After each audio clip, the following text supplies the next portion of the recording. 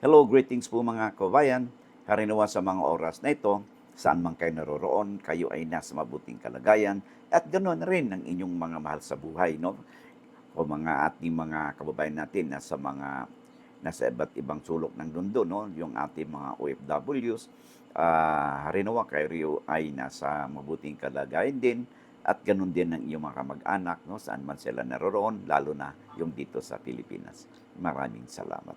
Sa hindi pa po nakakilala sa akin, ito pong muli sa Atty. Rogelio Wong ng Batas Pinoy.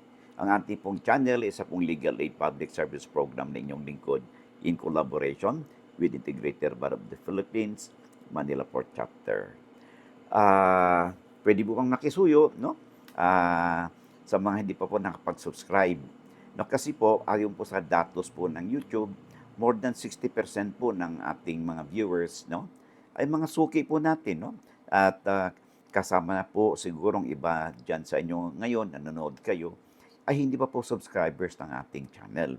Kaya kung inyo pong mamarapatin at kung hindi naman po kalabisan sa inyo, ay pwede po bang humirit po ng isang click po sa pag-subscribe at paki-share and like din po ninyo ang mga videos po natin upang mahuli po tayo ng algorithm ng YouTube at mapalawig pa natin ang ating advokasya na makapagbigay ng legal na impormasyon o kaalaman sa ating mga kababayan. Itong mga taong ito, they could be your friends, your relatives, your neighbors, no, o kakilala ninyo, na sila din ay may mapupulot sa mga topic na ating tinatalakay. Sabi nga natin ay lamang na ang may alam sa batas. Okay? Maraming salamat. Alright, of course, huwag po niyong kalimutan, i-click din po ang notification bell upang sa ganun, pag meron po tayong mga updates, no, ay you will be duly notified at wala po kayong mamimiss na mga episode po natin. Okay? Maraming salamat. Ang ating pong bibigyan daan, no, sa usapin natin ito ay sulat po sa atin ni Solmulan 1. Sabi niya sa atin, Attorney, paano po, meron kaming CLOA at meron din silang official receipts of payment. Pero pinapaalis po kami at i-demolish nila ang bahay namin. At isa pa, i-demolish nila ang bahay namin na may OR o payment ng CLOA para magpatayo ng high-rise building. Ano ang tanong ko, wala po ba kaming laban doon sa hayaan na lang na milyon ang gasto sa bahay? Okay. Una, no, kung meron naman kayong CLOA, ang ibig kasi sabihin ng CLOA, ang holder po nito ay isa pong land reform beneficiary, no, or agrarian reform beneficiary. At ang CLOA ay katumbas po yan ng titulo ng lupa na ito ay nagpapatunay na ang holder po nito ay siya po ay may tuturing na registered owner ng nasabing lupa. Okay? Tandaan po natin, ang CLOA po ay sakop lang yan po ng mga agricultural land. So, kung magpapatayo ng high-rise building ang nagpapalis sa inyo, abay una ay red flag po ito, no? Una ay dahil ang it will defeat the purpose of the CLOA, okay? So, pangalawa, ang CLOA ay isang agricultural land. So, pagtatayo niya ng high-rise building could be residential or commercial. So, it already violates the classification of the land. So, bawal po yon. So, wag po kayong umalis.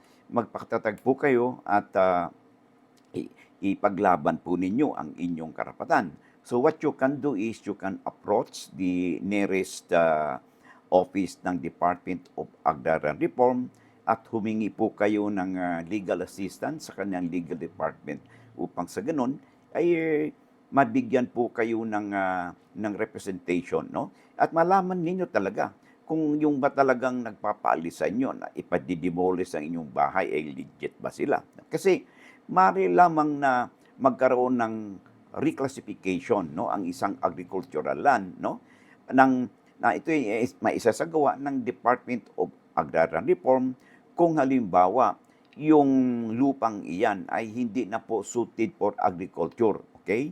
So, ang productivity nito maaaring hindi na kasing sigla nung dati because of the urbanization, no, sa mga karatig na community. But there are there are procedures na dapat sundin. Now, so hindi kayo basta-basta mapapalis diyan. Ano, assuming lang ha, na indeed nagkaroon nga ng reclassification ng lupa from agricultural at saka residential, ah, ah, ang hindi dapat na-inform yung mga stakeholders diyan, lalo na kayo, no? Eh kung hindi naman kayo na-inform, eh mukhang may irregularidad po diyan sa sistema na 'yan. Okay? Now assuming na legit nga no nagkaroon ng conversion from agricultural land to tinatawag nating residential or other use ng land, no? Other than agriculture, at the fact na may bahay kayo, sabi nga ninyo, abay milyon ang ginastos ninyo dyan sa bahay. So, in that case, you're also entitled to tinatawag nating just compensation dun sa bahay based on the fair market value. So, hindi kayo basta ang paalisin dyan at hindi rin pwedeng i-demolish ang inyong bahay, no? Nang walang court order kung sakali maghahantong man ng inyong usapin sa DAR o sa korte. Okay? So makipag-ugnayan kayo sa pinakamalapit ng office ng DAR, no? Upang makahingi po kayo ng legal assistance. Okay? So hanggang dito na lamang. So and I hope no, nasagot natin ang katanungan sa atin ni Sol Mulan 197. Alright. O bago tayo magpatuloy, no, pwede po bang makahirit po sa inyo, meron po tayong pinupost na libro, no? Ito po ay sinulat ng inyong lingkod, no? Ang ating pong publisher ay Central Books. If you're interested, paki-screenshot po itong screen nito upang sa ganun kung interesado kayo, you can visit there, meron ng QR code diyan, no? Ay pwede kayong i-scan po ninyo and you can go to their website at makikita ninyo kung ano ba ang more or less nilalaman ng mga libro kong nabanggit. Ang mga libro pong ito, particularly, no, ito pong Legal Handbook on a Daily Companion for All, no, ay for home or workplace, ay ito po ay extract po ng mga batas no may kinalaman one way or the other sa buhay po ng ordinary nating mga mamamayan. It could be sa inyo, no, may kinalaman ito sa practically lahat ng aspeto ng buhay, no, na normally ma-encounter natin in our lifetime, no. Nandito yung issue sa kapanganakan, birth certificate natin, at saka yung ating hanggang sa nag-asawa, nagkaroon ng marriage contract, usapin sa family relations po natin, apelyido, yung may tatawag nating pinanganak na wala sa kasal, no? Tungkol sa kasal, sa lupa, sa employment, pagpatitulo, dinmana, no? Sa land reform, practically po na ito po na makikita po ninyo mga abstract ng batas na nadidiscuss po natin dito sa legal handbook. Alright? So ito naman pong isa na pinupost po natin na kahit po hindi kayo lawyer, ay mas mahalaga na ito mga librong ito meron po kayo sa inyong bahay, no? At saka sa inyong workplaces for your immediate reference kung sakali mang kailanganin ninyo. Halimbawa, ito pong tinatawag nating legal handbook on our Bill of Rights, no? Ay nandito po nakalagay kung ano ba yung karapatan ng isang tao, no? Sa ilalim ng saligang batas kung sakali mang ang Estado ay mag-exercise ng tinatawag nating kanilang police power. Kasi po ang Estado po mayroon po niyang tinatawag nating inherent powers of the state, no? Bilang sovereign state, ito po ay yung tinatawag nating the power of eminent domain, the power of taxation, tsaka police powers, no? Pag nag-exercise po ang ating Estado, no, sa mga kapangyarihan nito, ay more or less apektado po ang ating rights, property, and liberty. Halimbawa, kailan ba maaresto isang tao na may warrant o walang warrant? Pag kayo ba ay nagkaroon na nahuli kayo, no, ng walang warrant o warrantless arrest, no, ay ano ba ang inyong karapatan pag kayo ay under custodial investigation?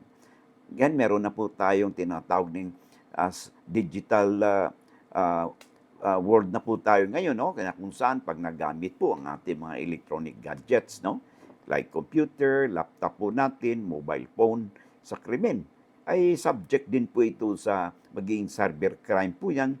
And for all you know, yung ating po mga electronic gadgets could be subjected to cyber warrants for forensic examination. So, malaking bagay po, no, kung meron kayong mga kopya ng nasabing libro, no. Mga hardbound po ito.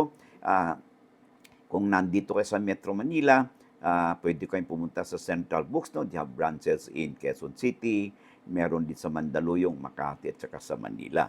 Okay? And then, they have also branches in Cebu and also in Davao. Pag-order po kayo, free delivery po, no? Nationwide. Okay? So, ano po yung mga hardbound po ito, no? And, of course, yung iba nating libro, yung labor laws po natin, corporate law, at saka po yung ating the Code of Professional Responsibilities and Accountability o CIPRA. So, mga panyero-panyeras, ito po mga libro natin ay could be very helpful, no? As your reference materials, no? Sa pag-practice po na ng ating profession, no? Sa mga lalo na sa HR po natin, HR practitioners, no? Itong ating labor laws, of course, corporate lawyers po natin, no? You can find this book helpful po sa ating profession. Of course, ang CIPRA, Bible po ng mga lawyers po yan. So it's really advisable that you have a copy of these books. Okay? Maraming salamat. Thank you sa inyo sa oras po ninyo, ha?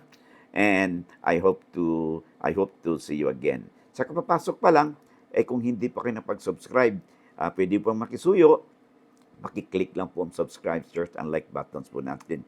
Upang sa ganun, matulungan po ninyo ang inyong lingkod na mapalawig pa natin ang ating advokasya, no, sa ating mga kabayan, saan man po sila o kayo naroroon. And of course, matulungan po ninyo na ma-achieve po ang ating adhikain, ating goals, no, nakapag 1 million subscribers po tayo, no? Hopefully before the end of this year or early next year. Okay? So hanggang dito na lamang muna tayo, and I hope to see you again in the next video po natin. God bless.